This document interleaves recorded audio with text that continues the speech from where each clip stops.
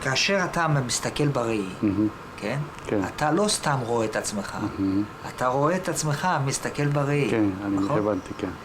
כשישראלי חושב על עצמו, כן. הוא לא סתם חושב על עצמו, הוא תמיד חושב את עצמו בלי האחר.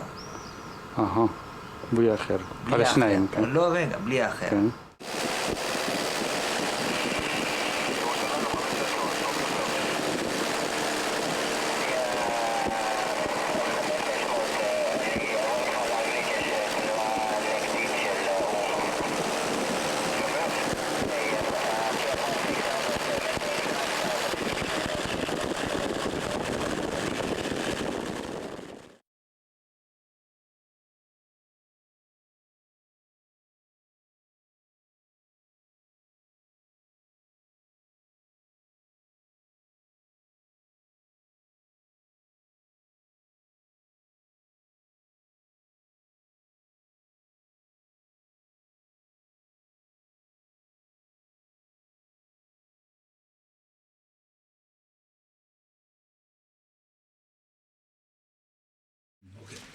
Then, as I say, half a year ago, in the most famous journal in Israel, was published an article of a professor from Tel Aviv University that has the name Zeev Herzog. In this article, long article, he put forward a thesis that become more or less a consensus between Israeli archaeologists. I say more or less because there are a few others that don't agree, but most of them agree with this thesis. By the way, it is the consensus between archaeologists, specialists of digging in Palestine. This thesis became a consensus long time ago. Now, what is this thesis about the past of this land of Palestine? Till I think the 20s of our century, maybe a bit later, a lot of archaeologists took for granted the stories in the Bible and followed them in searching evidence for the stories.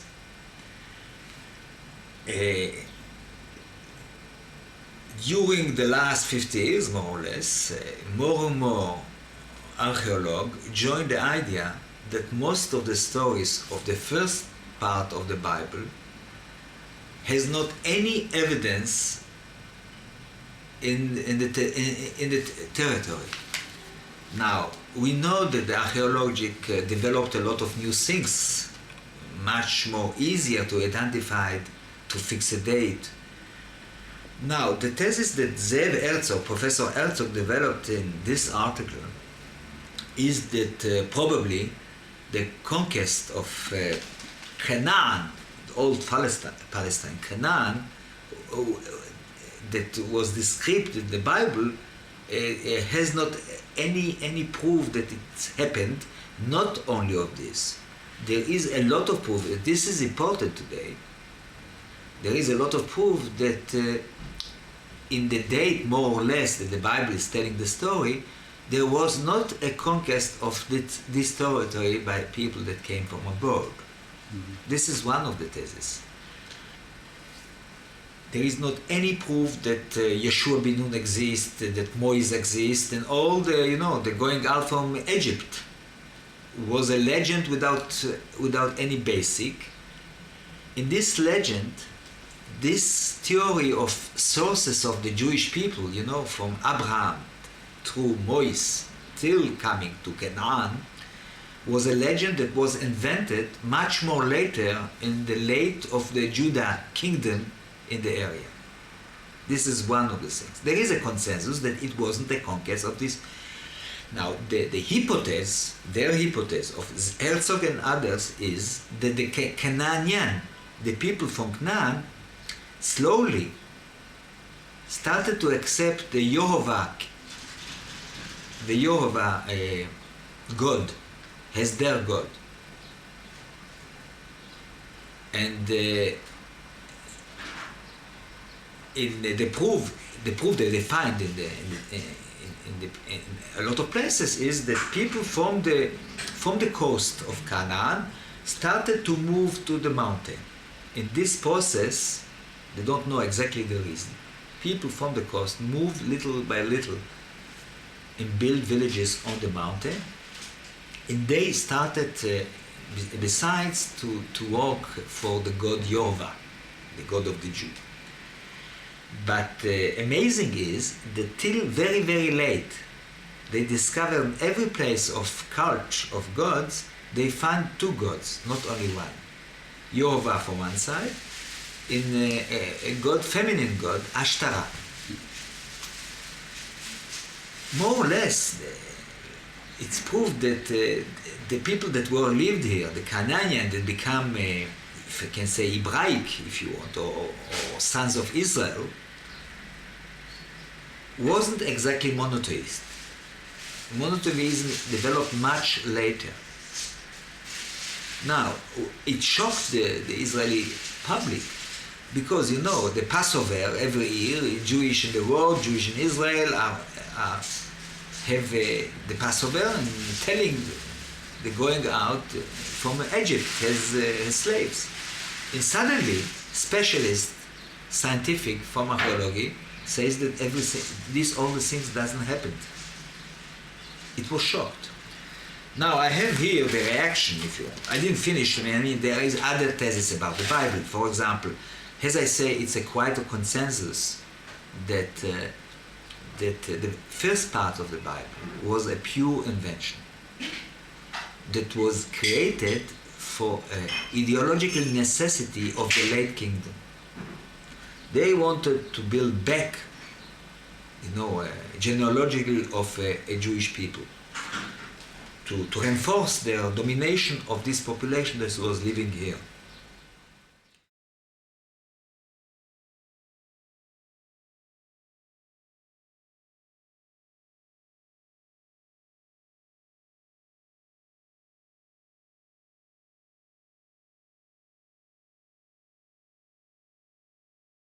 Yeah, we have also some exhibits here, but this is our study collection. I see. And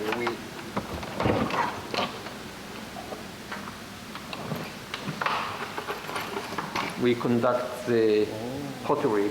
Better here. Yeah. The pottery classes, and we teach our students all the shapes of pottery, from the early bronze, middle bronze, late bronze, Iron Age, each period. And if you see, these are the bigger the storage vessels, which we. I am also giving the classes of, and inside here we have the smaller hundreds of vessels, which the shape changes from one period to another. So when we excavate and we find a vessel, we can identify the period from the pottery because of the change of the types and of the shape of the pottery vessel. Can you show me the time of David? Yes, the what we call the United Monarchy. We have these red painted vessels.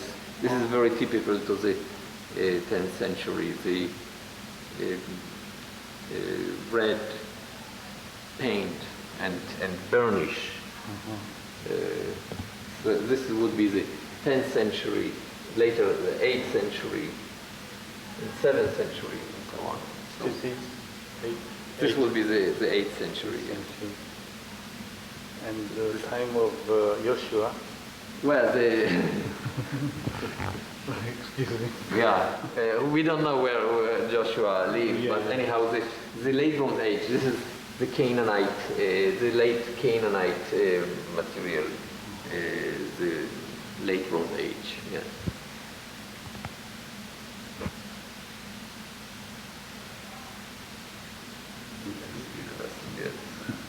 There is some Philistine pottery here, the painted one. Well, I wanted to present to the general public of Israelis and other the results of archaeological research which in the last 20 years develop concepts that the historical events as exposed by the archaeological expeditions and research present a different sequence of history than the one described in the Bible. And the accumulation of data caused the conclusions that we are now facing an entire revolution in our attitude to the biblical records. Archaeologists agree on these conclusions in the basically for many years. Archaeologists, historians, Bible scholars, but the general public was not aware of these results, and I decided that it's time to present to them this revolution. And what is a revolution? Actually, it relates to the earlier phases of the history of the Israelites, the phases, the pre-monarchical, the phases before the erection of the states of Judah and Israel, the period of proto-history of Israel, which is very described in many details in the Old Testament, the periods of the patriarchs, the period of the sojourn in Egypt, the slavery in Egypt, the Exodus, the military conquest of Palestine by the invaders, newcomers. All these are very basic and important chapters in history of early Israel. And as I said, archaeology presents an entirely different picture. Archaeology, as we know it now, indicates that there were no fortified cities in Canaan at that time, that the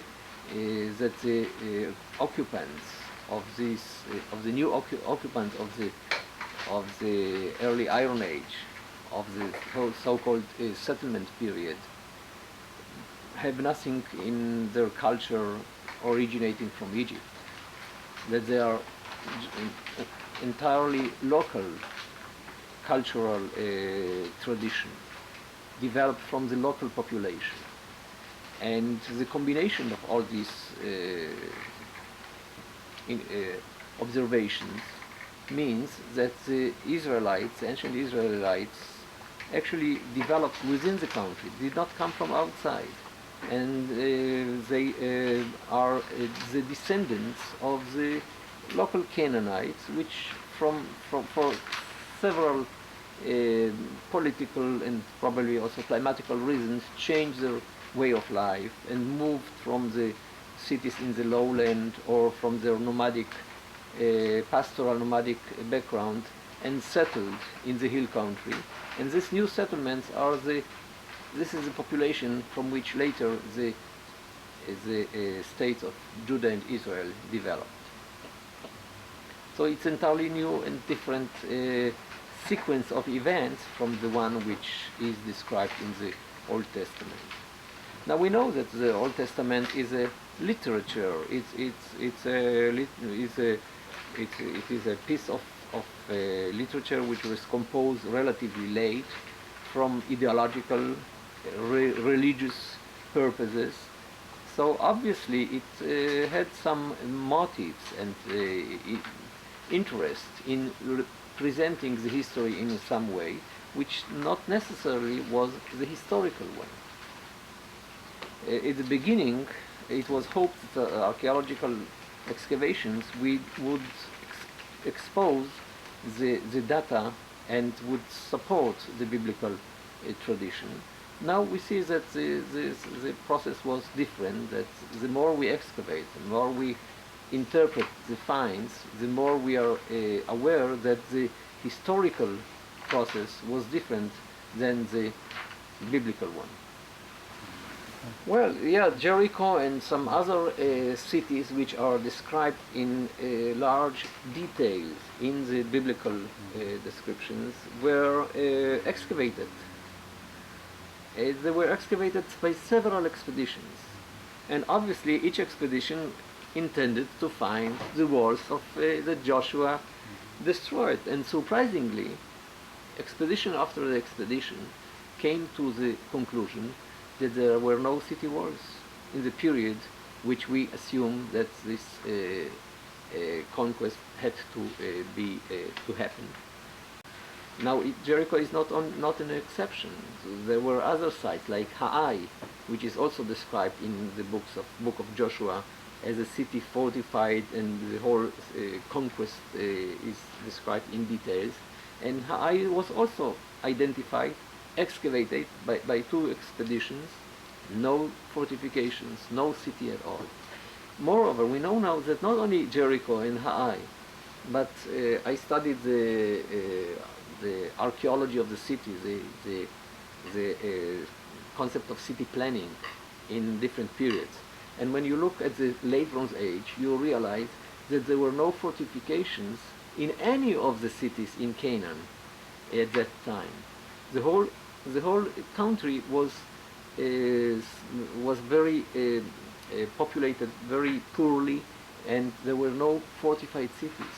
So the whole concept of conquering a land which has many cities, fortified cities, as it is described in the Bible speaks about city walls rising high to the sky.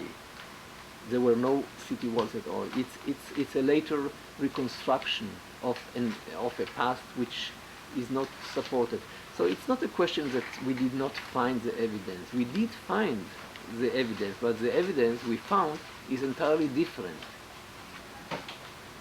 And this is why we are so, it is clear, and all archaeologists agree, that these stories are legends, are etiological stories, are later reconstructions, but they are not historical. Can you speak more about Jerusalem? Well, Jerusalem, in my article I mentioned the problem of even later period, the United Monarchy, the period of David and Solomon. Again, the archaeological evidence presents us entirely different picture. In the Bible, the monarchy of David and Solomon is a very strong and prestigious and empire, ruling from the Euphrates down to the border of Egypt, with international relations and connections. When we excavate the sites everywhere, and especially in Jerusalem, we find out that this period is very poor one, not with very few buildings. Again, with no fortifications, no palaces, no monumental structures. We do find in Jerusalem very interesting and rich evidence from later period, from the 8th century, from the times of Hezekiah and others. We do find very interesting and information about earlier periods, like the Middle Bronze Age. So there is evidence in Jerusalem, but there is very limited evidence on the period of this United Monarchy. And therefore, not only, as I said, it's not only in Jerusalem the case. It's also in the Hebron, for example, which was excavated, and many other sites, Lachish, and in most of the cities, this was a relatively very limited and quite poor period, and therefore you cannot accept this description, this glorified biblical description of this period. It had to be very limited kingdom, and not the large united kingdom as it is described in the Bible. You have to remember that we do not even have even the Bible does not give us the name of this United Kingdom. We call it United Kingdom, but this was not the ancient name. It didn't have even the name. We don't have the name of it. Pharaoh Shishak, who invaded Palestine in the short after the death of Solomon, according to the biblical description, and we have also Egyptian records for this, does not mention the kingdoms of Judah and Israel. He conquers cities around the country, as but not states. He doesn't mention the states, and it is, in my opinion, another indication that the states of Israel and Judah were not yet consolidated, were not even at that time, that they did emerge relatively late, as Professor Finkelstein argues, and I guess I understand that you will be talking to him also. Now, all this is still, my description relies on the older chronology, on the traditional chronology. Professor Finkelstein suggested to lower the dates of the United Monarchy by of the objects and pottery mainly found by 100 years, and this will make the period of the United Monarchy even poorer and even with less structures than we assumed before. And if this lowering of date is accepted, and it is now discussed by many archaeologists. But even in the traditional view, this period was not as glorified as the Bible tells us. When I visited Jerusalem, I went to so-called City of David. Yes. What is? City of David is the old part of Jerusalem which developed next to the spring of Gihon. This is the only water source of the city, and this is why the first occupations were constructed next to this spring. And we have there, again, the name City of David is a modern name, of course. The Arabic name of this site was Silwan, and but this is the old occupation of Jerusalem. As I mentioned before, it was fortified in the Middle Bronze Age. Later, it was probably diminished in power, because in the Late Bronze Age, again the Canaanite occupation, there are very limited and poor remains of this site. So there are some, if you have been to the city, you may see there are some houses on the slope which date to the later period of the monarchy of Judah, in the 8th century, in the 7th century, in the early 6th century. Then we have interesting and important documentation. But again, not on the earlier. The United Monarchy is practically missing there. It was not represented in the archaeological finds. So, how does from which age exactly archaeology and the Bible go together? Well, we believe that at least from the 9th century, in the kingdom of Israel, in the northern kingdom, the period of Ahab, in Samaria, in Jezreel, in Hatzor, we do have interesting finds which represent the strength and the flourishing of this northern kingdom. In Judah, the process was probably even slightly slower, still late 9th century or 8th century. Then we have interesting and evidence. We have the inscriptions, Hebrew inscriptions, which resemble the biblical Hebrew, and we have correlations between the Bible, the Assyrian documentation, and archaeology from the 9th and 8th centuries, I would say. This is the more historical period. This is also the period which is closer to the time when the Old Testament, or the earliest parts of the Old Testament, were written down. They were transferred from oral tradition to written tradition, written documentation, and therefore naturally this period is better documented in the Old Testament. I visited many places, yes, not so many, but I asked, okay, from here, did you find some Jewish inscription or Hebrew inscription? Yes. Well, what is the ancient one until now you found? It is an interesting question because, you know, Hebrew is a language which is a part of a group of languages. We call it Phoenician.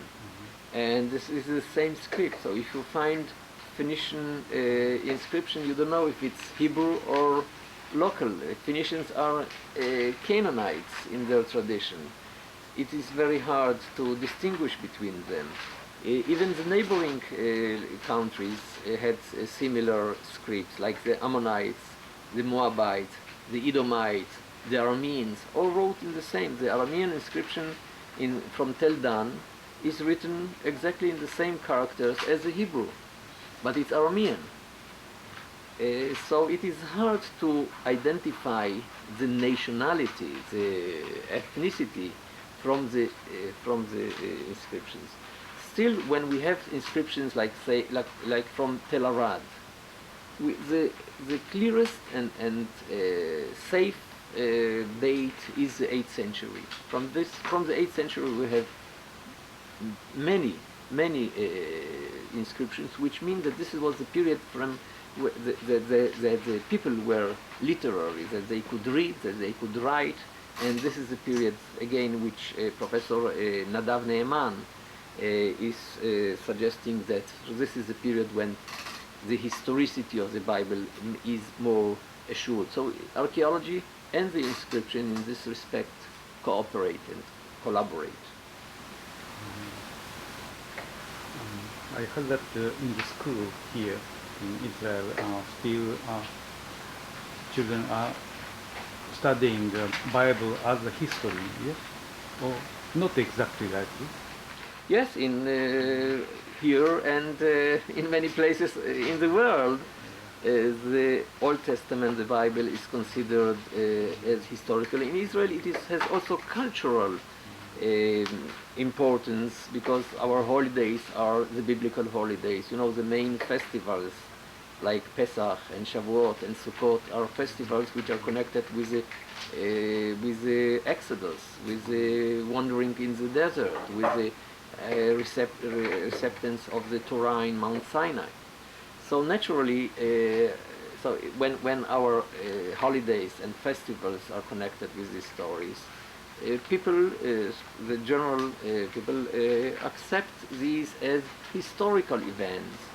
And what I tried in my paper was to explain the difference and the separation between history and mythology. That mythology is very important, and every nation has mythological past, but people has to understand the difference between mythology and history. You said that now the time of revolution. Yes, I believe that it is a combination of several processes. First of all, the accumulation of data enables us to look at more safely at the facts.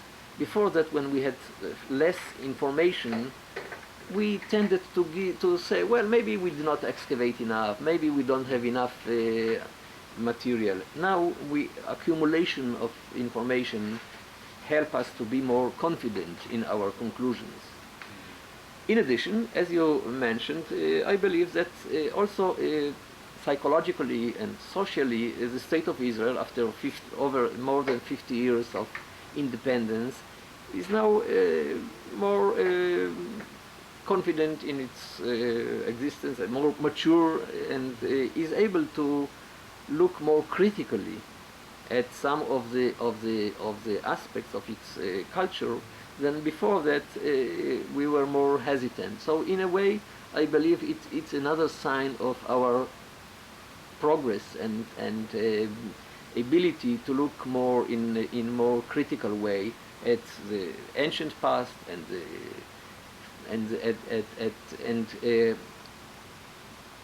appreciate its different layers within the culture. As I said, the mythological one and the historical one, without being afraid that it may damage our identity, our national identity, or whatever. How people receive the article in this country, and also American archaeologists, Jewish archaeologists there? Well, in this country there were very varied reactions.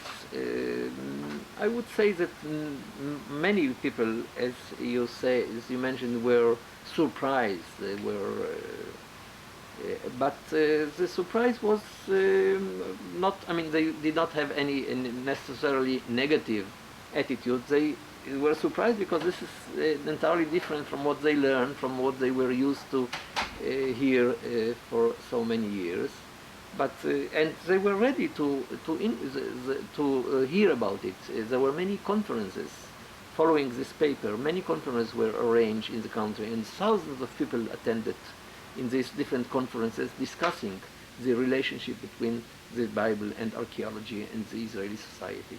So in this respect, I find the general reaction very positive because it rose interest in the questions and discussion.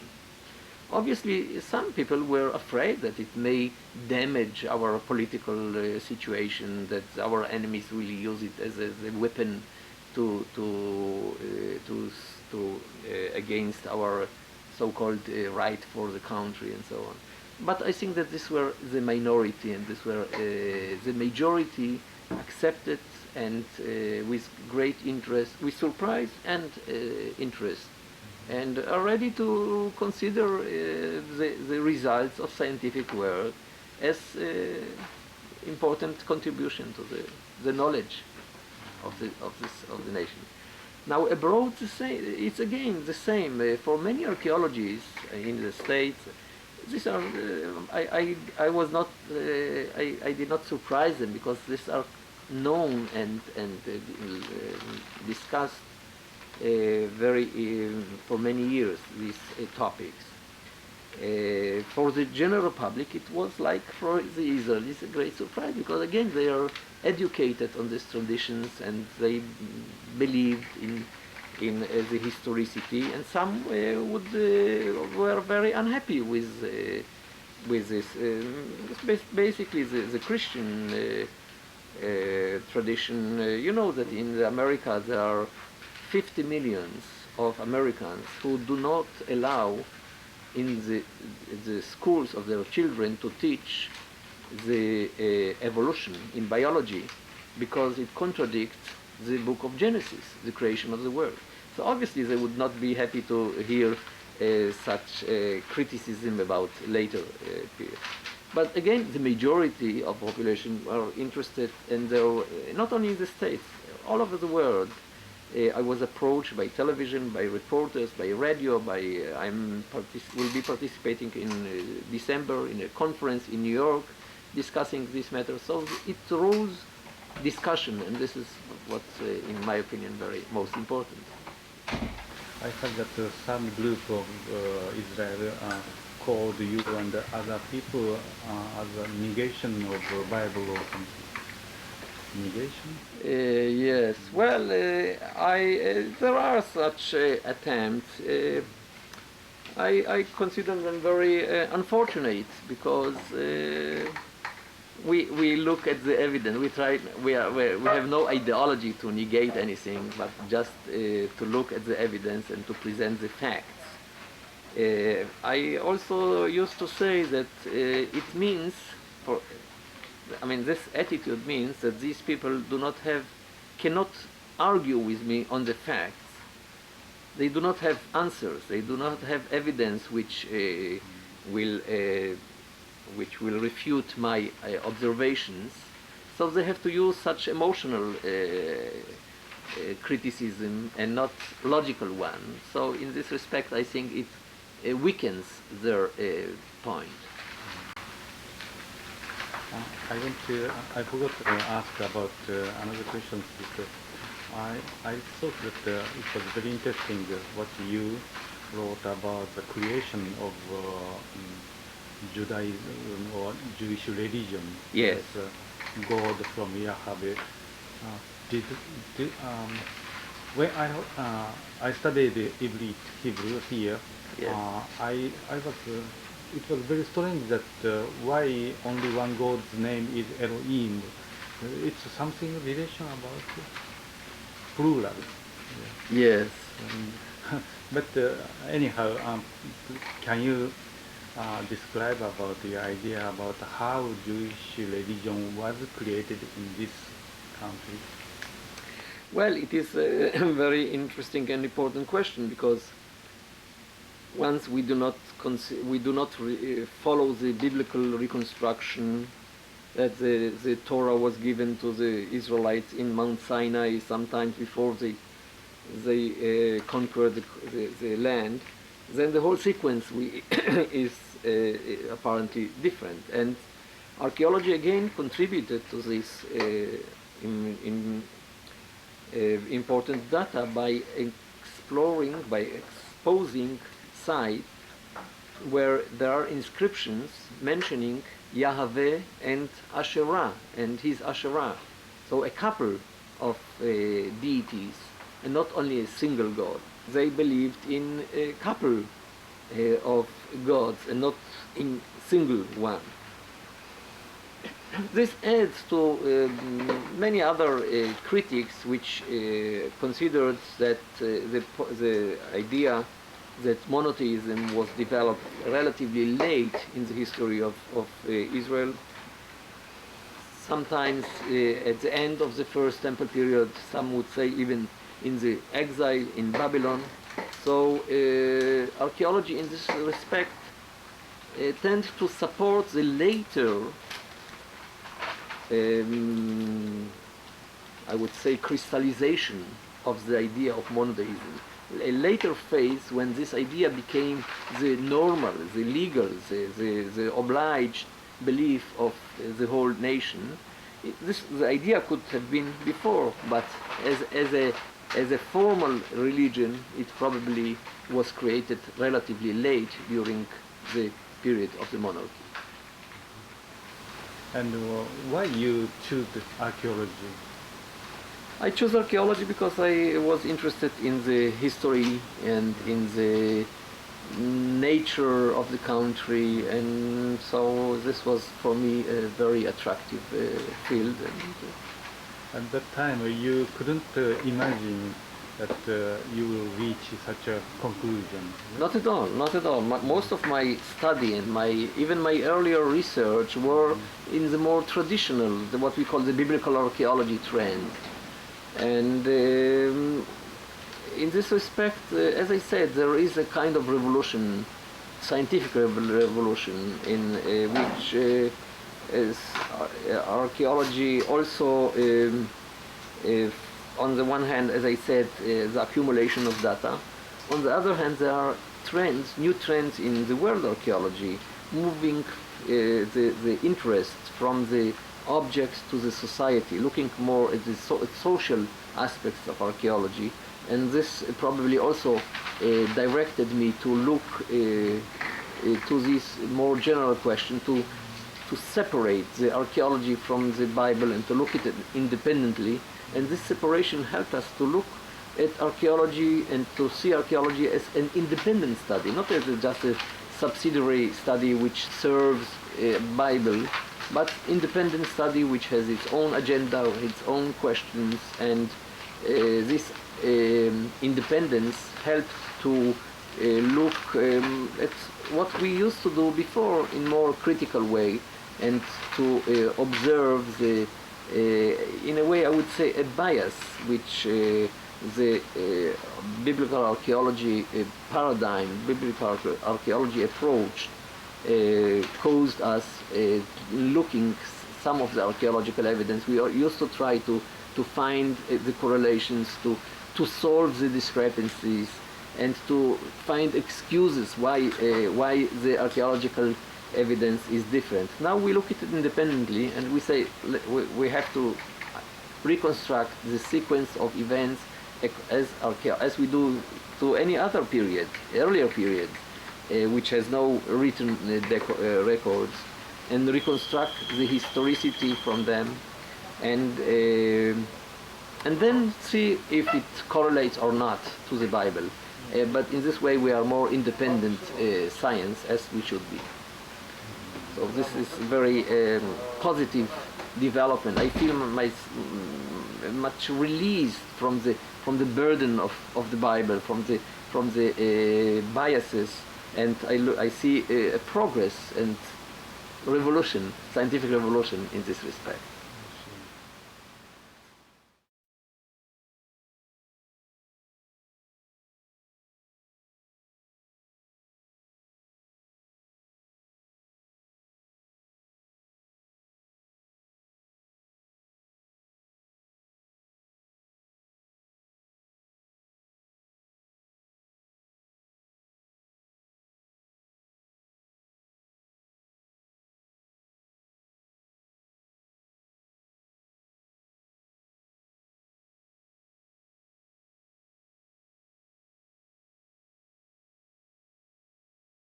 We stand here in a very special place in the history of Israel and the Bible.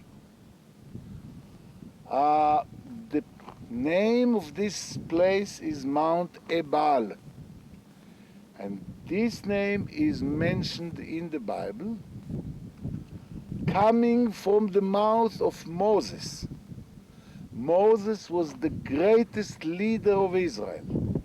He took them from Egypt to Sinai by Exodus. He brought them to the Jordan River, but God did not let him enter to the promised land because he did not obey the order of God in the wilderness of Sinai. So Moses stood in the Jordan, which is 35 kilometers from here, and gave the instructions to the Israelites what to do when they enter to the Holy Land of Israel. This is written in chapter 27 of the book of Deuteronomy. The book of Deuteronomy is the speech of Moses to all the people. Now in this Bible, that's the holy book of Israel and the Christians, we have a very strict instruction of Moses what to do when they cross the Jordan. He tells them in the book, chapter 27,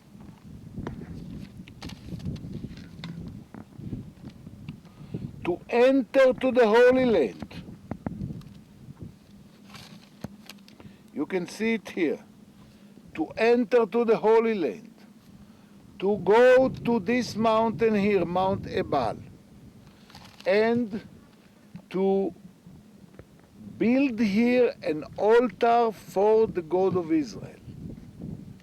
And then he commanded them to gather all the people, which may have been tens of thousands of people. They gathered, as you can see, in this valley here, this big valley here, so that everyone can see the altar. And then he told them to make a very big ceremony. And in this ceremony, they became a nation to the God. Here in the book it is written, "O Israel, this day in Mount Ebal, you become a nation for your God." So that place is very important. During the time that passed, more than 3,000 years from the time of Moses, this place was completely forgotten. Nobody ever knew where is the place where they became a nation.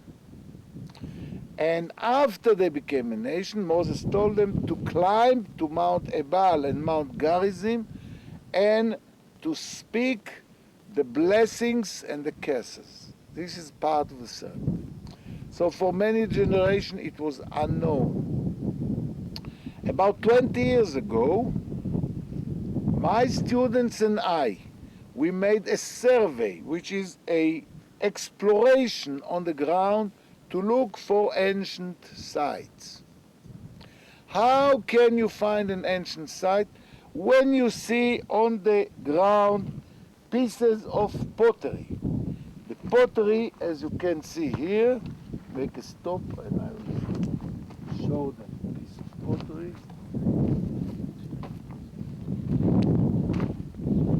A pottery which you can see here.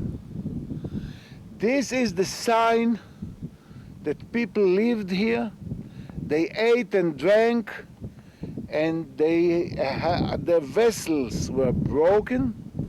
And then these potsherds tells us what period. This is exactly the period of Moses and Joshua, 3,200 years ago. Now, during the very long period that passed, not only that this place was forgotten, but moreover what happened is that all this story became a mythology, a legend. So one day we came and found this place, but it was not a building like this, it was just a pile of stones that you can see here. This is how the place looked like when we found it. It was all covered with stones. And then we saw that the pottery is from the time of Joshua. And we wanted to find out what is underneath these stones. And then it became clear that this place was buried by stones. People buried it so no unpermitted people will enter. Slowly slowly, we continued to explore the place and expose it. Finally, we found this very big building.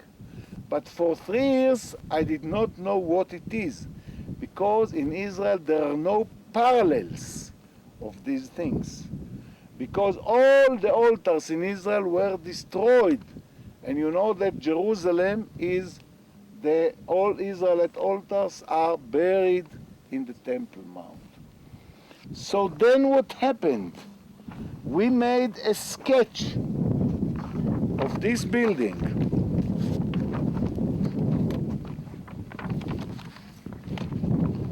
We made a sketch of the building. Can you see it, Ryuichi? This is one sketch. You can see here the ramp that goes up, 2 courtyards paved with stones, and here there is the big building of big stones that are up there, and you see the smoke.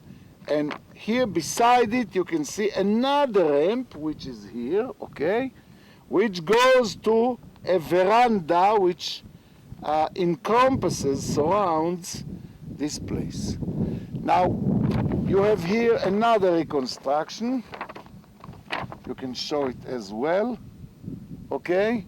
You can use one out of them. This is a very accurate reconstruction on what is found here.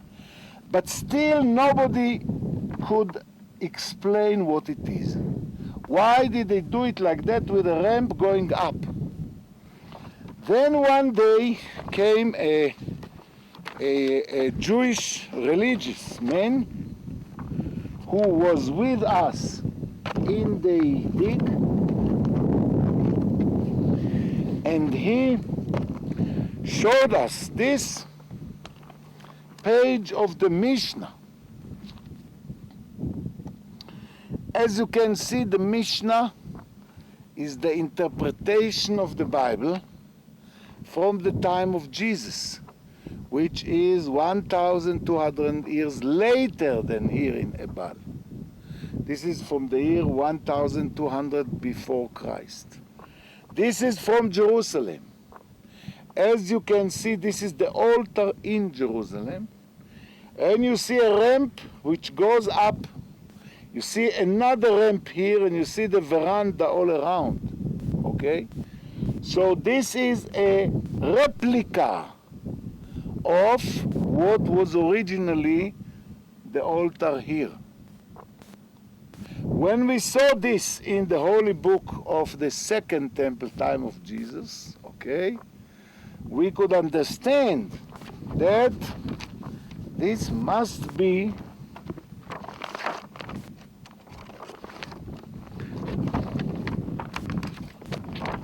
you can see how similar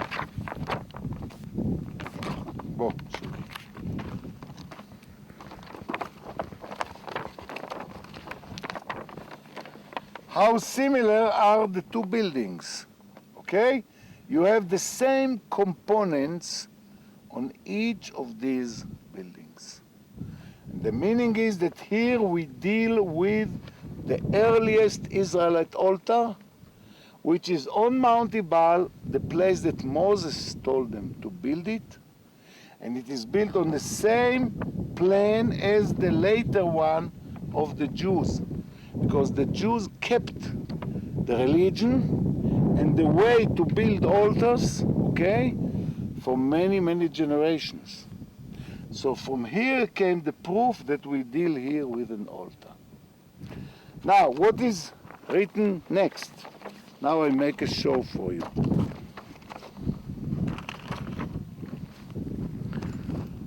The high priest, okay, he was taking the sacrifice in two hands. With this is written in the law, in the holy book. He take, and I will be the high priest now. He was going like this, climbing up with the sacrifice, with the animal, going up like this, on the ramp,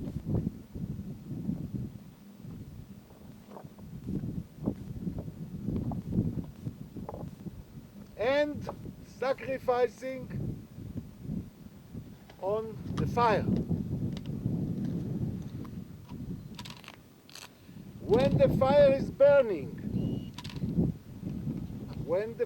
burning, the high priest is going down back.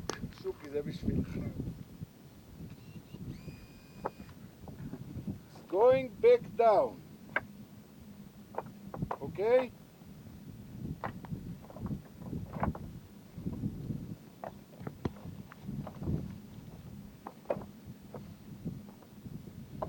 Going to the second ramp.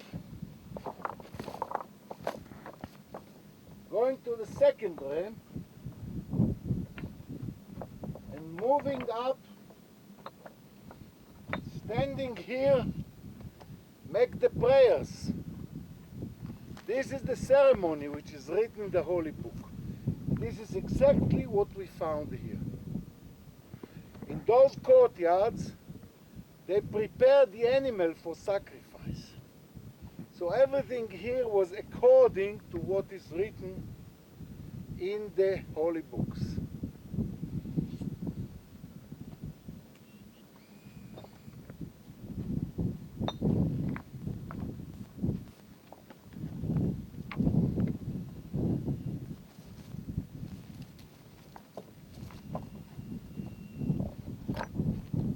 Inside the altar,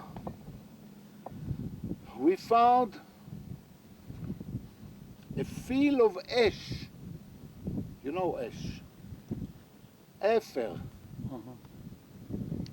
A field of ash with more than 1,000 animal bones. Now all the animal bones were burned because of the fire, which is also a very good evidence for sacrifice. The animals were all kosher animals, which is written in the Bible to sacrifice to the God. So what we found here coincides, suited very good with what is written in the holy books. But as you can see, the facts are very clear here. And you cannot explain this place, I think, in another way than our explanation. Therefore, I believe now this is the best evidence for the historicity of the Bible, early Bible. חופרים. הנה יש שם אנשים חופרים. אבא, תיקח אותו למודיעין, גם שם יש...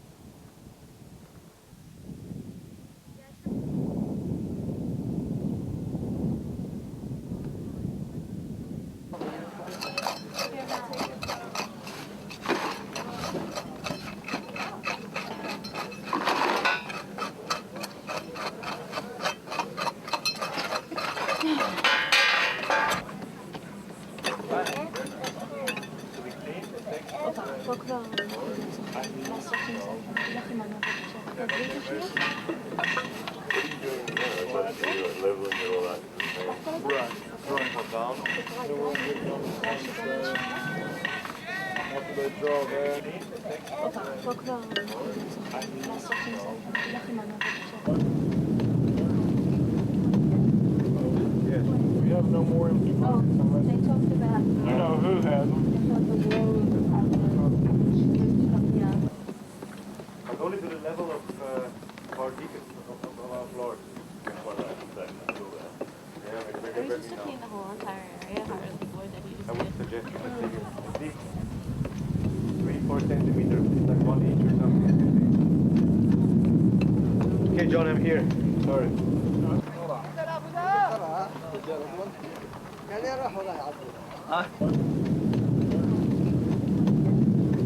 Yes, we have no more empty buckets unless They talked about... you know who has them.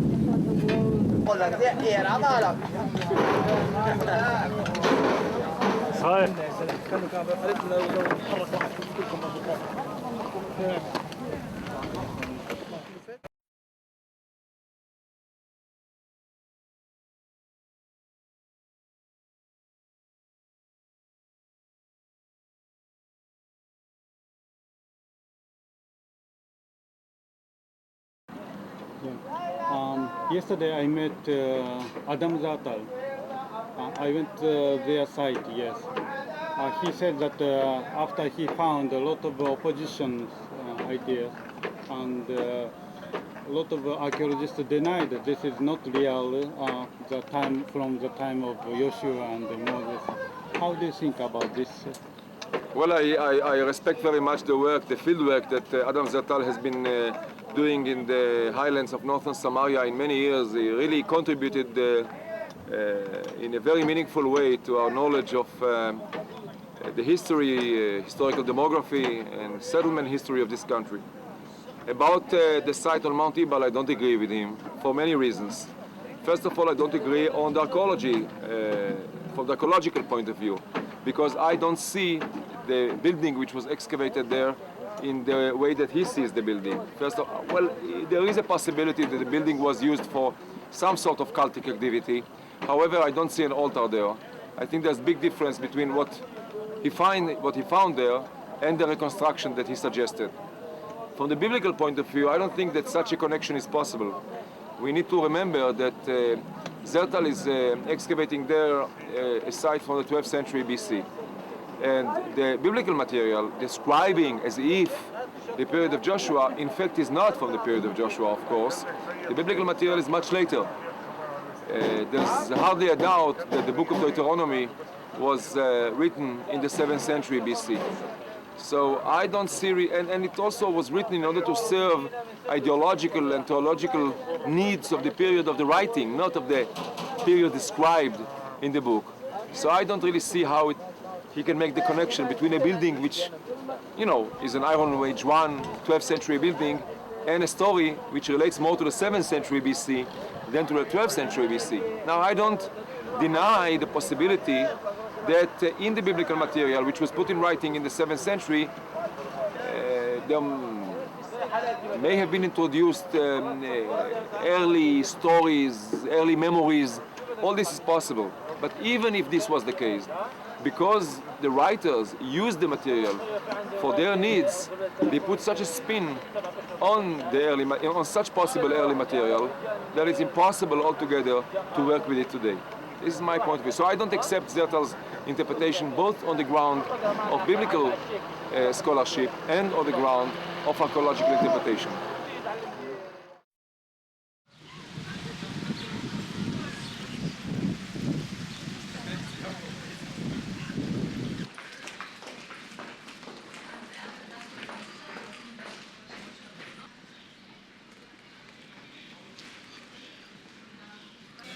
So I want to know what you said, or your idea about the Exodus from Egypt and the story of Yoshua and David and Shlomo. Well, I would say that there is a consensus today among scholars that one cannot read the biblical description of the time of the patriarchs as a straightforward historical source, which means that we have to look at ancient Near Eastern texts, we have to look at archaeological results, and the attempts to place Abraham in antiquity in the 3rd millennium or in the 2nd millennium failed.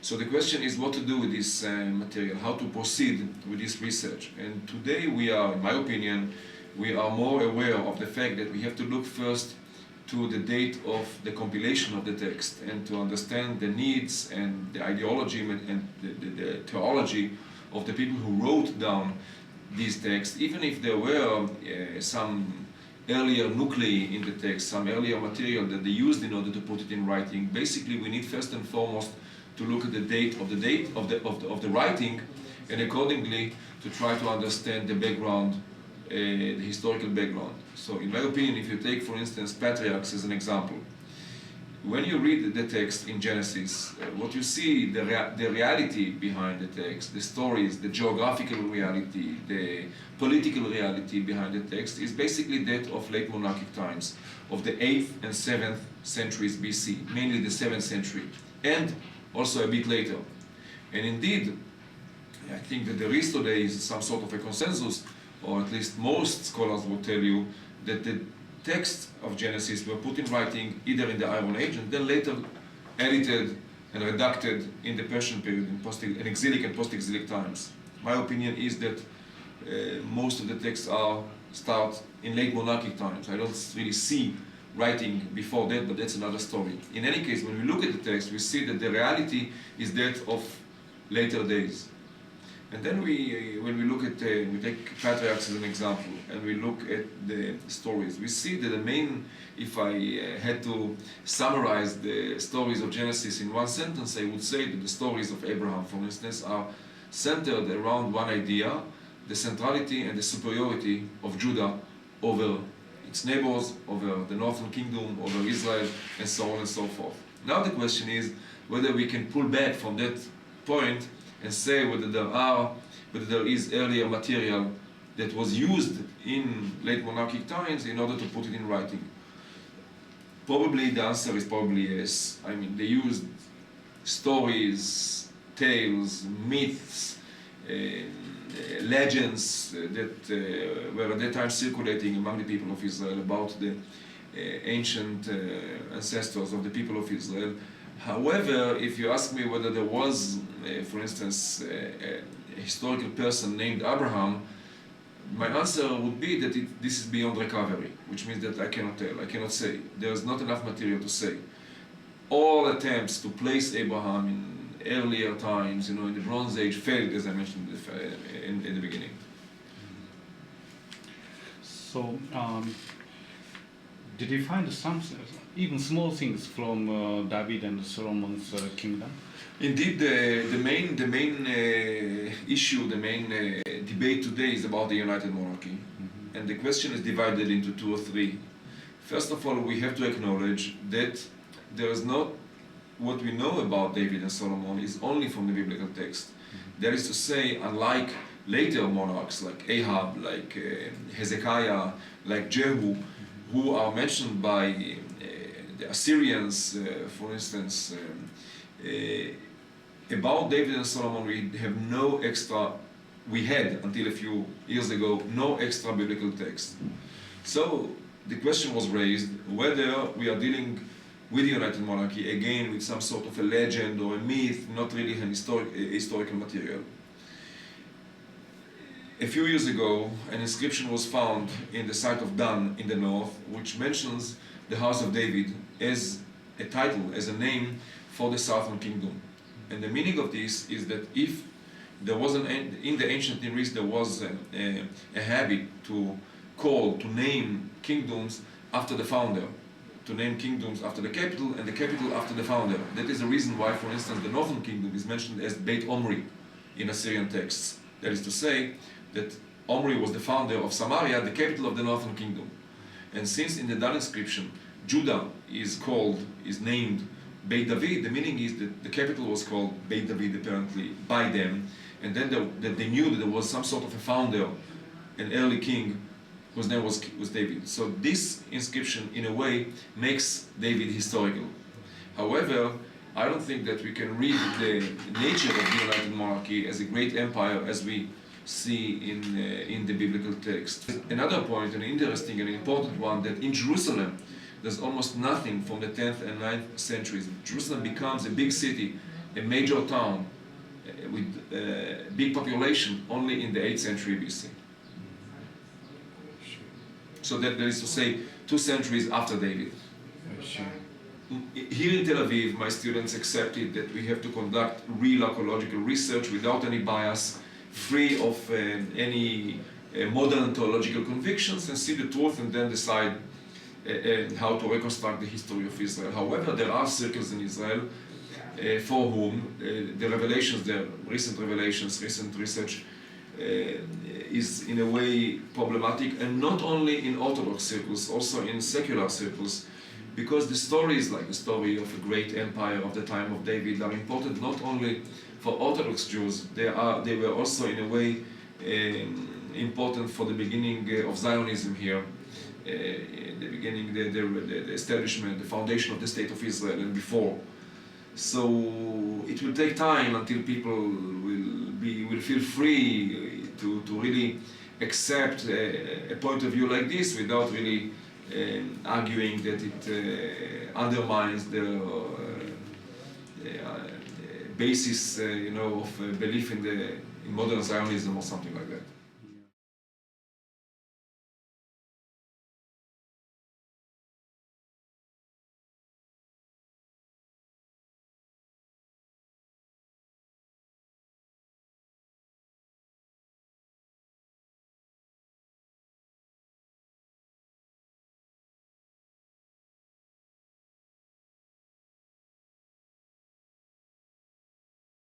First of all, the entire historical process of the destruction of Canaanite culture was entirely different historically from what the Bible tells. This is one point.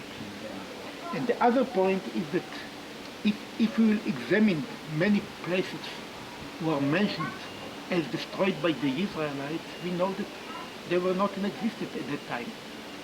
Jericho was deserted at that time. There was no Jericho, there were no walls of Jericho. Jericho did not exist at that time. Jericho was destroyed in the 14th century, and even at that time there were no walls in Jericho. The second place which was supposed to be conquered, did not exist in the entire second millennium. So there is a very long story how they destroyed Ai. There was no Ai at the time. It was destroyed. Gibeon, the place in which they fought against the Canaanites, did not exist at that time. Hebron, an important city in the highland, in the Judean hill country, was not in existence at that time. So you see, from historical point of view and from archaeological point of view, the biblical story does not fit what we know from does not fit what we know from historical and archaeological point of view. So, and therefore we say the conquest, the tradition of the conquest is unreliable from historical point of view and from archaeological point of view. It can't have been that way. There was destruction. The destruction was entirely different from the way it was described in the Bible. And the gap between what the Bible tells us and what archaeology and history teaches us is such that scholars think today that you can't use the biblical story of the conquest for historical research. It's so unreliable in every place that you can't, if you would like to write the history of the archaeology of the time, you can't use the Bible. Because it was written in a much later period. We'll talk about it later, when it was written and so on. So it means you can't rely on the Bible for writing the history of the conquest and the settlement of the 12th century. For many, many years, the United Monarchy was considered as a point of departure for all historical reconstruction.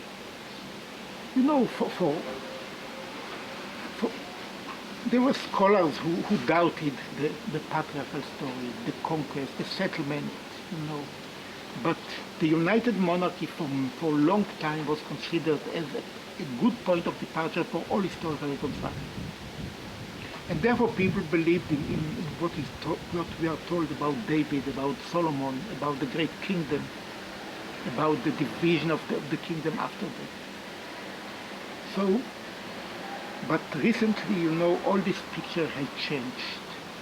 And so, of course, the interesting thing is why scholars change their opinion, what has happened.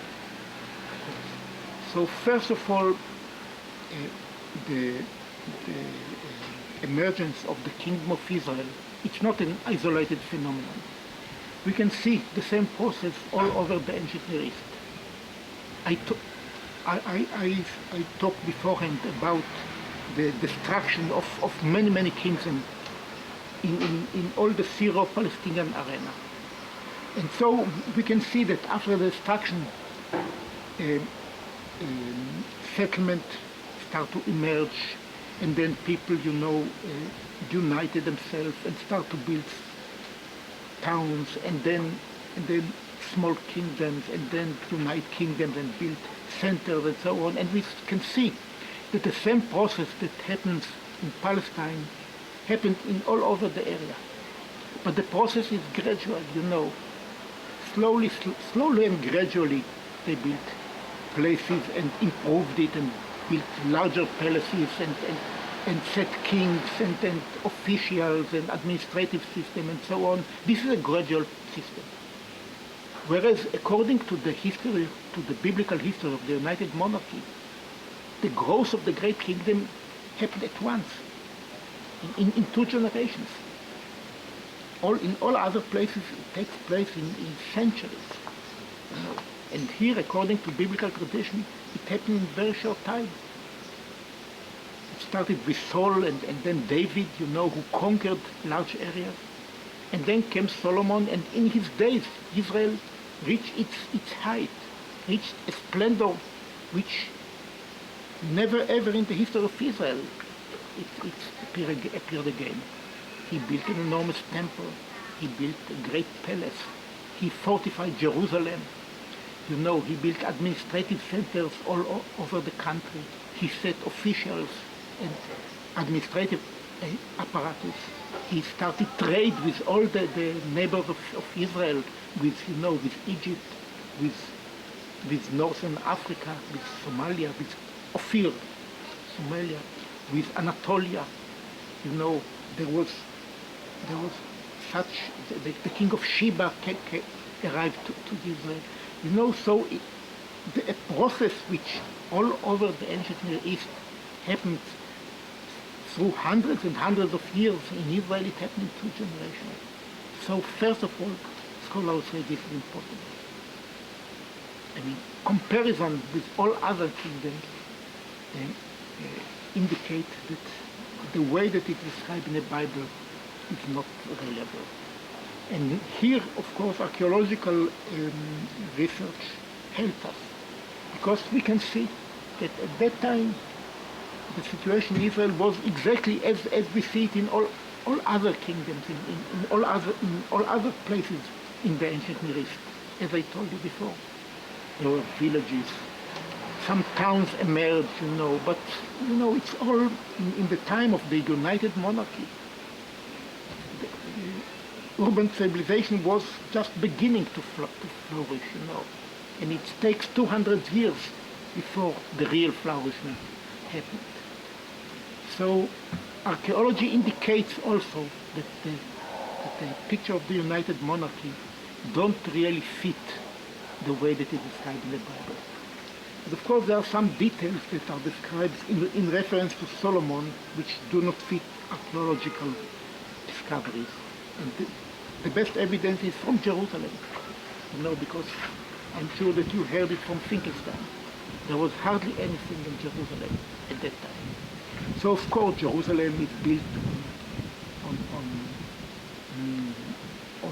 on a tell in place with high rock, So every late stratum, every late town removed everything, and built its foundation on the rock. So everything is destroyed of course. And there is not much chance to find many things from older periods. But still, even taking this problem, you expect to find some, if there was such splendor in Jerusalem at the time, you expect to find something in the excavation. There is hardly anything from this period. We know for sure that Jerusalem was not fortified, whereas according to the Bible, Solomon fortified Jerusalem. It was not fortified, it was hardly settled. So where is Jerusalem of David of Solomon? If it was such an important city, why can't we find any indication for that? And of course the same is true about other findings. All the long distance trade that Solomon developed according to biblical history. We don't find indication for that. So again, if we take the picture of the United Monarchy as it is described in the Bible, it does not fit neither what we find from all other places in the area, nor what archaeological excavations indicate in Palestine. And I would not say that there was no United Monarchy. I think that there was a United Monarchy. I think that Saul, David, Solomon are historical figures. But the historian who described their history tried to portray them in a certain way, to magnify their deeds, to make them much more than what they really were. So I think that this is why there is such a gap between the historical Saul, David, Solomon, and the way that they describe the Bible. I think that these kings really were the earliest kings in Israel. They founded the monarchy, but the monarchy in their days, was in its first stages.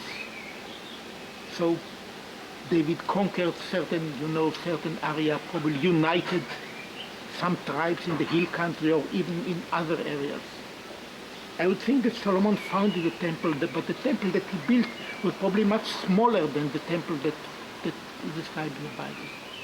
So I think that this is the solution, These kings were historical figures, but what they did, what they accomplished was much less than the way that they described in the Bible. They just set, they founded the institution of the monarchy. They started building it. And it developed after that, by later kings. After that, probably the monarchy was divided between Israel and Judah. There were two kingdoms and so on.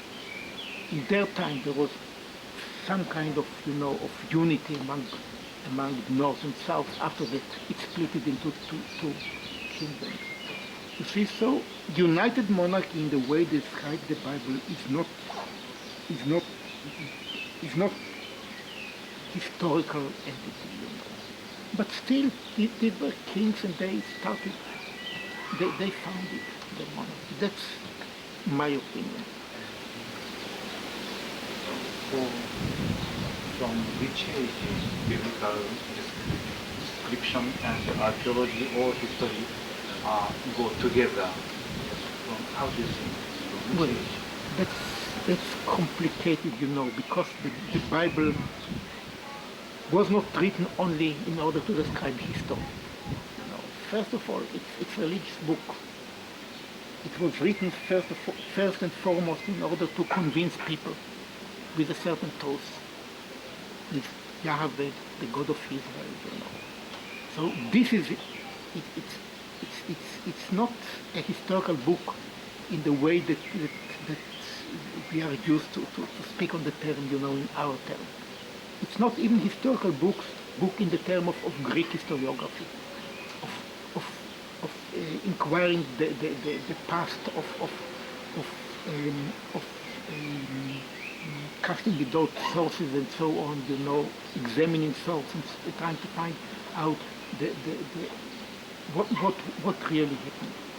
First of all, it was religious books written in order to convince people, you know, in Yahweh, in his religion, in the way that they should conduct. And of course, the authors of the book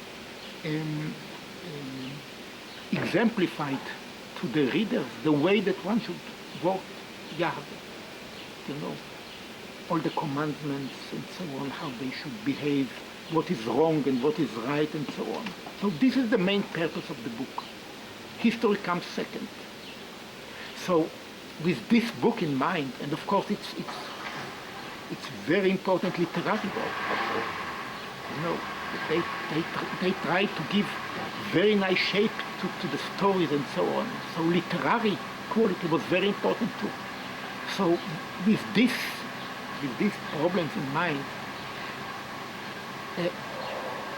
history was important. They tried to describe the history of their people, but with other aims, with other objects as well.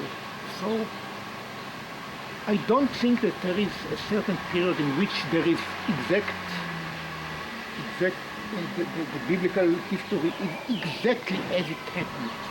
But of course there are many details which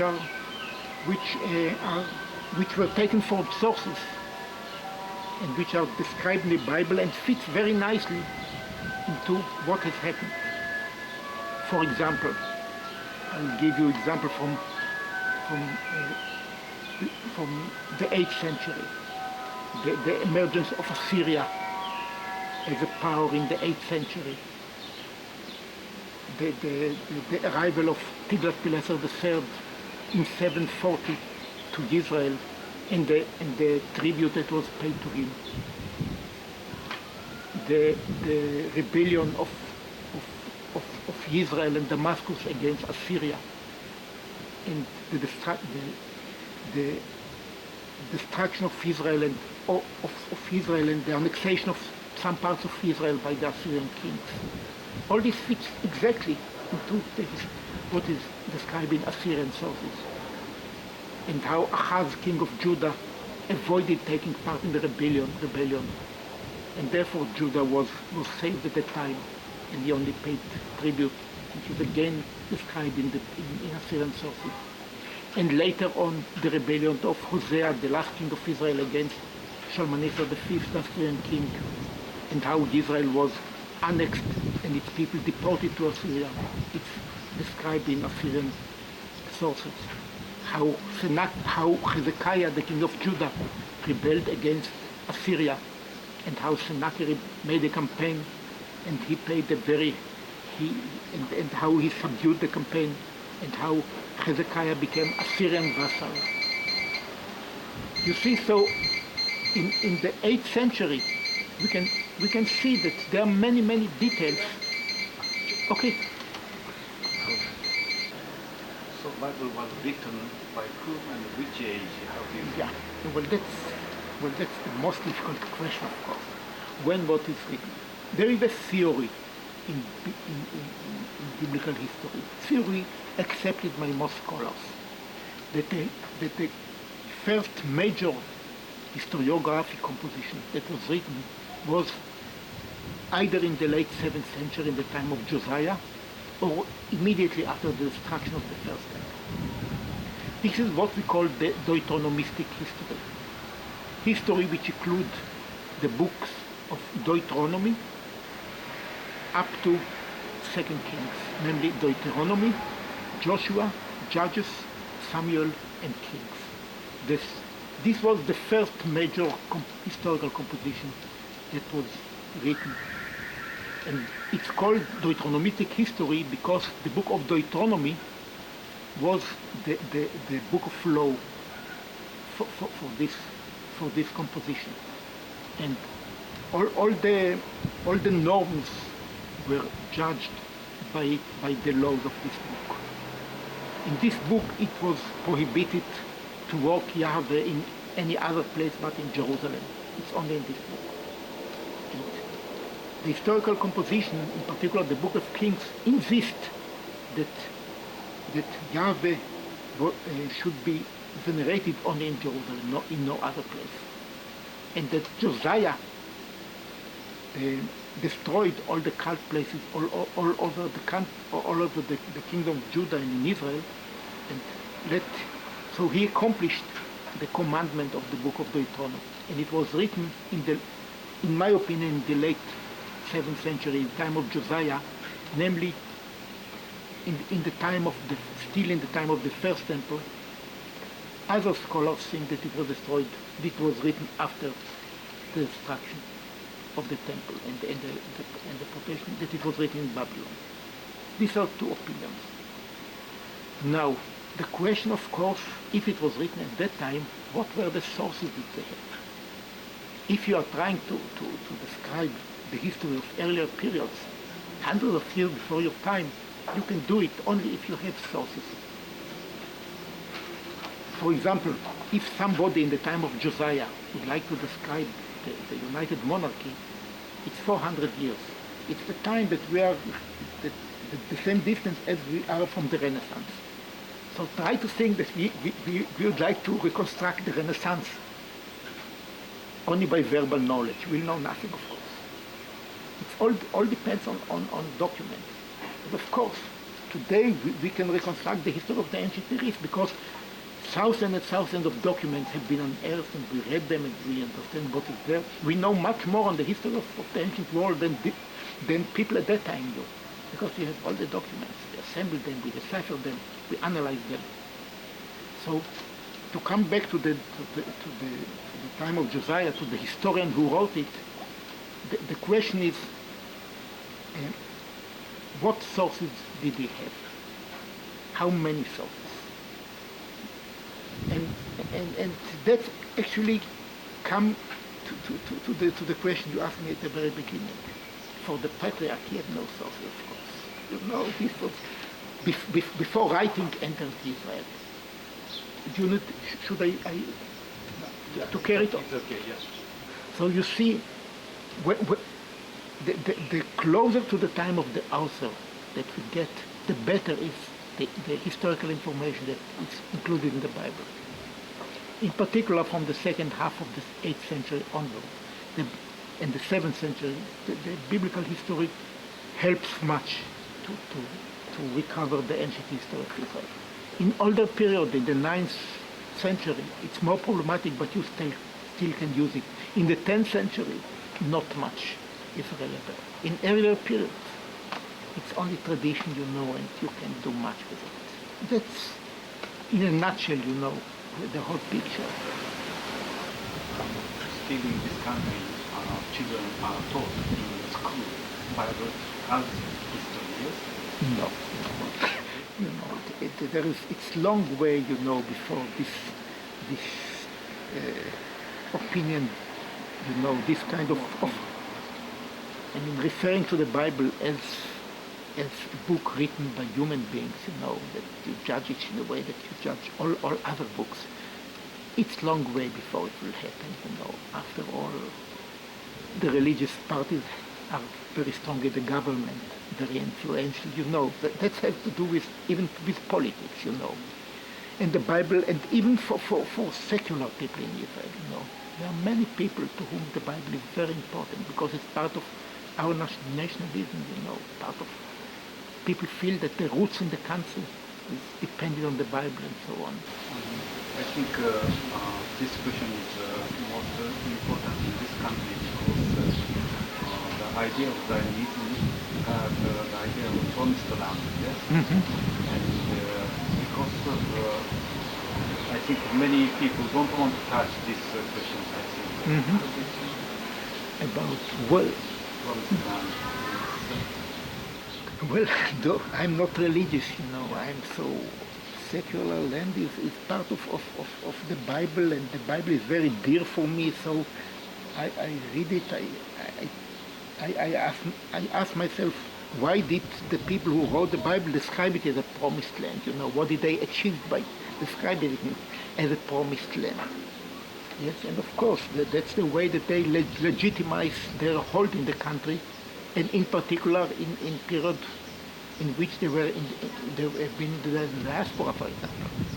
If you don't live in the country, if you live in the diaspora, and you want to say this is my country, in spite of the fact that at that time other people controlled it, or only part of the people live here, and so on. So, for this purpose, you invent the term of promised land. It's promised. You say by speaking about promised land, you say, in spite of the fact that I don't live here, it's still mine. See? And therefore, and of course, this concept of promised land kept the connection between Jews throughout all the time, you know, and Israel, because in their belief, it was part of their belief. They are Jews, and they have a land that was promised to them, no matter where they live. In later period, whether in Poland or in the USA or in Australia or everywhere, still it was promised to them. And it all started in a much earlier period in which part of the people lived out of the country, in Babylonia, in Egypt, and so on.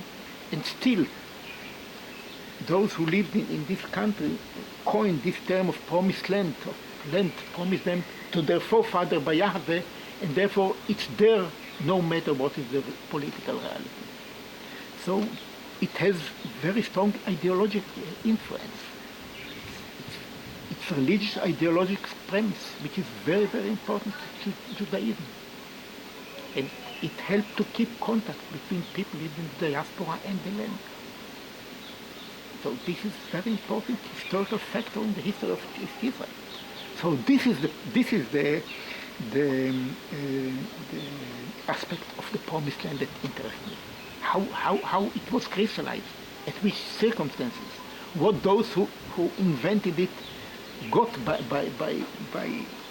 coining this term. You see, it's very important. So it is ours from the very, very beginning. That's the importance of.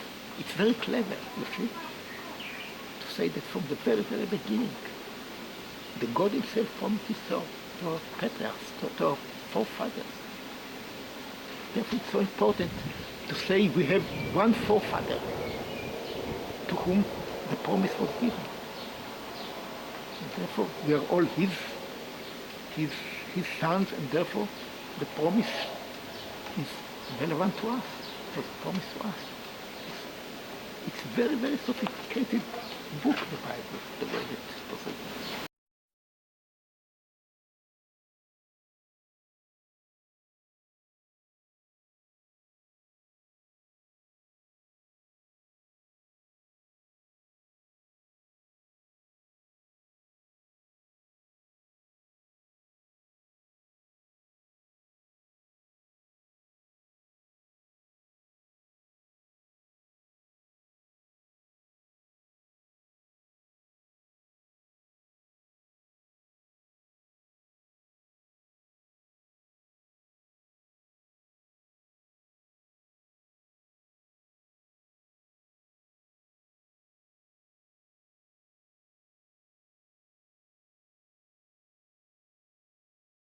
And we have now more than 2,000 cell lines, and we are continuing to collect from different ethnic groups, from families and from individuals. This is where we separate the blood cells. Yes, When yes. you get Separate. centrifuge, and this is a microscope where you look into the samples and you can see how the bulk of the cells, and here is everything under.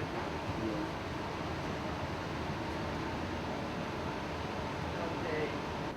We get blood samples from different people who are collecting for us samples,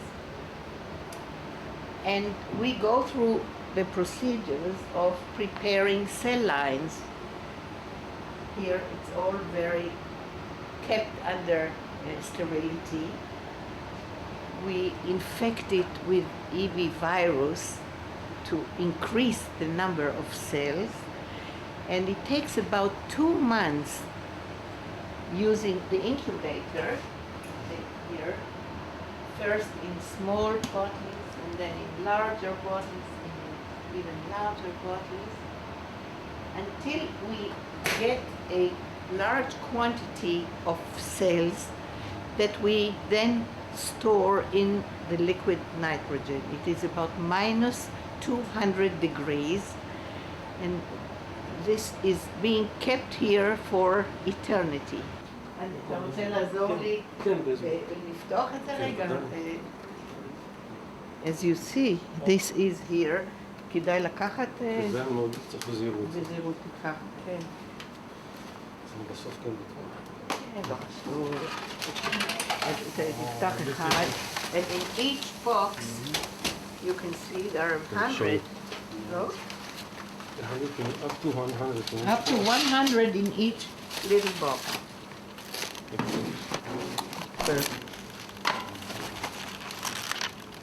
This is only numbers. Only number individually. So you don't know if it's Jewish or... No, it looks the same. Yeah. Yeah. It depends on the number after that. Number. With number in a book and in the computer, and it is booked.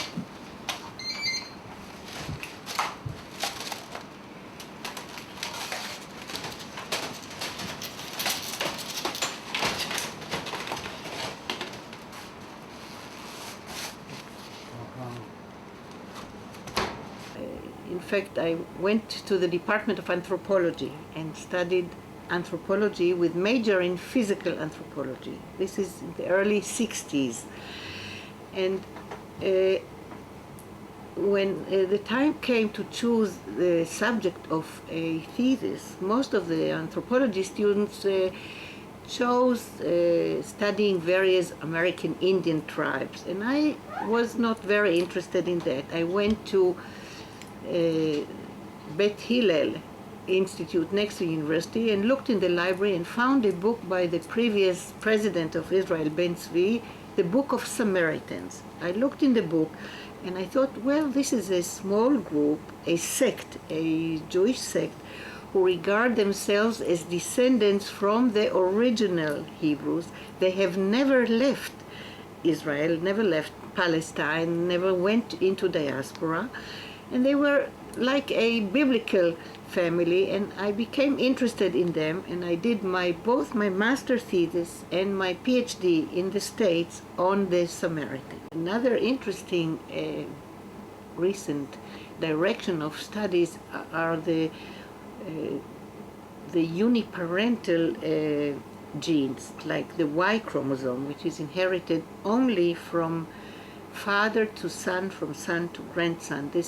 The Y chromosome goes only in the males. So all the genes or the markers on chromosome Y are not affected by whoever the women are.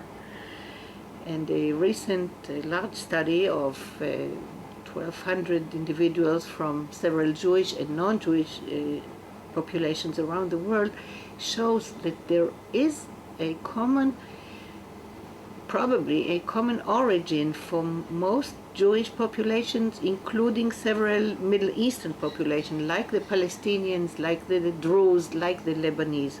Very different from Europeans, very different from Africans or Asians. And we provided the DNA from for the Jewish population. This is, by the way, the paper that came out a few months ago in the proceeding of the National Academy of Sciences, PNA, and it made a lot of noise. Until now I get letters and requests, and people are very interested in this particular publication. Some think it should affect the present political situation between Palestinians and Israelis. Another uniparental characteristic is DNA, mitochondrial DNA. This is inherited from mothers, only the mothers to her children, both boys and girls. But the boys marry women, so they transfer the mitochondrial DNA of the wives they marry. But the daughter continues to transfer the mitochondrial DNA of their mother. So it's a maternal inheritance, only from mothers to daughters to granddaughters and so forth. And it is interesting that unlike the Y chromosome, there are many more variations and there is more diversity between mitochondrial DNA in the different Jewish communities and others, which perhaps indicates that there is more marriage with non-Jewish women than with non-Jewish men. The mating patterns among men and among women may differ, and this is all revealed in the genetics of these uniparental genes. But the story is certainly not finished. I mean, still the Genome Project, although a major part of it, or stage of it, has been already completed, there are only several thousand genes known out of the 50 to 100,000 genes, so continuous work is being done on more genes, and we might find more interesting results, whether among Jewish or among non-Jewish population, and the story will hopefully become a much more complete than the present completion of the puzzles here and there. The Bible, you see a whole story of the genetics of the Jews, and also about this article, but in the Israeli paper, Haaretz, ומי הכי דומה גנטית ליהודים? הפלסטינאים. עשו בכוונה איזשהו ככה פרובוקציה בדיוק. שזה לא מה שנאמר במאמר כמובן, יש דמיון. Here there is a group of populations and one can see, yeah, well, about this particular paper, as I said, this was done on more than 1,371 males from 29 different populations. I said one of the results of the statistical analysis of 19 markers along the Y chromosome, there was a cluster of groups, including Jewish and Middle Eastern, very different in comparison to sub-Saharan Africans, to European, even to North Africans. And this is why we concluded that Jewish and Middle Eastern non-Jewish populations share a common pool of Y chromosome haplotypes. Now, of course, we have to remember that we are only talking about the Y chromosome, not on other. There are many other chromosomes. There are 22 other chromosomes, and there is a X chromosome. To say about the Y chromosome, definitely the results are accurate and interesting, but this is not the whole story. We do find differences between Palestinians and Jews in terms of various diseases, in terms of other genes which are not on chromosome. And in another example, this deafness gene that we found in Palestinian was only found so far in the Palestinian family, not in any other Israeli family. Well, this paper on the Y chromosome made a lot of noise, I must say, positively. I really do not remember any criticism. In fact, various people from whom I haven't heard for many years, they wrote and congratulated about these findings. And it's also interesting that all over in the States and in France and in various other places, the results of these studies have been published, and people ask me whether it did affect in any way the political status, which I don't think. I did not speak to politicians about it, but I have some Palestinian friends. I have shown them the article. They were very pleased, and obviously everybody saw in it the biblical story of Abraham and his two sons, Ishmael and Isaac. And as you know, Palestinians and Israeli are regarded as cousins. But this is just the literary part of the story. The story of the Y is interesting, and even among North African groups, let's say in North Africa there were four Jewish communities in Morocco, Libya, Algeria, Tunisia. There are quite a few differences between the different North African Jewish communities. Libyan and Moroccan Jews are not similar at all. And so this only again strengthens the idea that they were isolated and did not mix with local, even not Jewish population. I think many people hope to find the Gene Yehudi, like genes of Abraham, like this. Yes, well, while I understand this wish, I generally try to be very careful about this